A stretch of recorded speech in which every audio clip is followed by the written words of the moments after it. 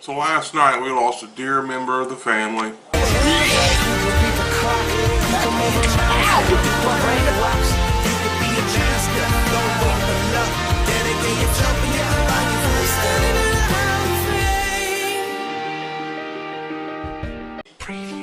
So last night we lost a dear member of the family, Possum Cod 2, which is my Chevy pickup truck. It was involved in an accident. Some stupid bitch didn't know how to drive and pretty much hit me head on. She's coming in on my lane, coming right at me, and I decided to swerve, but she swerves right into me anyway. So, just giving you an update. I don't know if Possum Cod will be able to be fixed or be totaled out yet. I won't know that till this week.